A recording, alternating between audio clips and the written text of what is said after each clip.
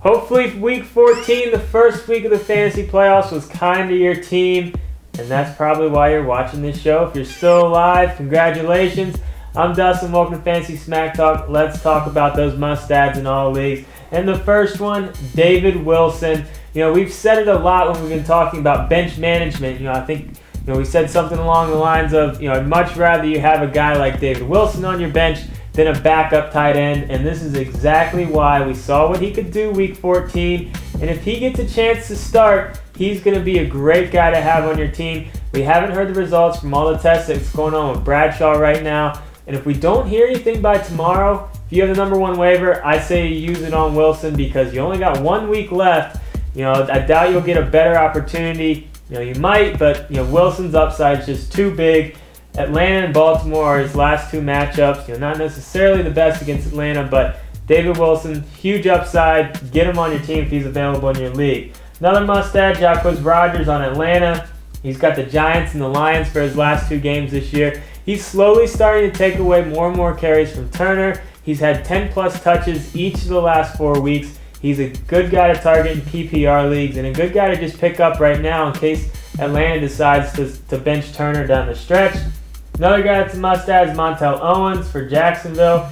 Decent week for this guy with his first NFL start. Found the end zone, didn't do anything amazing, but he's still starting running back, so he needs to be owned in all leagues. One wide receiver for you. I'm still just absolutely shocked by this, but Denario Alexander only on 55% of leagues. He is the number one guy out there. He proved that even against a tough pass D in Pittsburgh that he can still get things done. Pick this guy up. He doesn't have the best playoff matchups, but at this point, this guy needs to be owned in more leagues. 55%, that's crazy. Let's talk about some people to add in deeper leagues. We'll go with LaMichael James out there with San Francisco. Jacobs done for the year. Kendall Hunter done for the year. This leaves James as the handcuff for Frank Gore. If he ends up missing any time, James is going to be the guy to own. Now, it's probably looking at potentially week 16. If Gore does get hurt next week, you might be starting James. San Francisco plays Seattle that week, so not necessarily the best matchup, but if you're in a deeper league, if you have Frank Gore, you might want to consider handcuffing him with LaMichael James. Talk about some wide receivers in deeper leagues.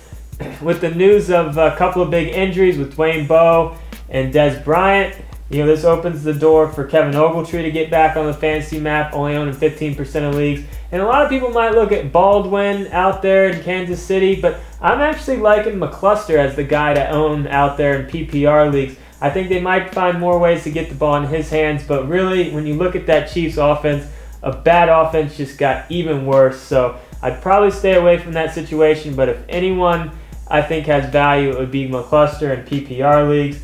And then another guy that's really not getting any love, that's Josh Gordon. Only owning 50% of leagues. You can definitely make an argument that he should be owned in all leagues.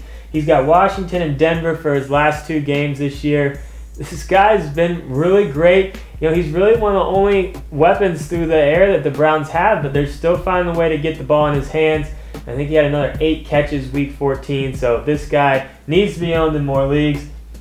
Couple of quarterbacks for you. Colin Kaepernick, he plays New England next week. It could be, playing from behind. He could have a decent game. If you're looking for, potentially pick up and play, maybe you had RG3, he might not play. Kaepernick could be a good guy to look at. And then Nick Foles, only on 10% of leagues. He's really gotten a lot better as his starts have gone on, and I don't like him week 15 against the Bengals. But championship week, he's got the Redskins, so if you're in any type of 2-quarterback league or a really, really deep league where you need a quarterback help, Foles could be a decent guy to look at. Pick up and play defenses for you. It's huge this time of year to try to, definitely make sure you have your best lineup in there. First one, Detroit at Arizona. Detroit's only on 30% of leagues. Their D hasn't been that good this year, but we're talking about Arizona's offense. We saw them get embarrassed by Seattle last week. So Detroit has to be on your radar as a potential pickup and play defense. Another one is Miami going up against Jacksonville. Jacksonville has been pretty awful. Henne did kind of, revitalize that offense to a point, but there's still really little to no running game. And I think Miami should be able to help your fantasy team if you're looking for a defense.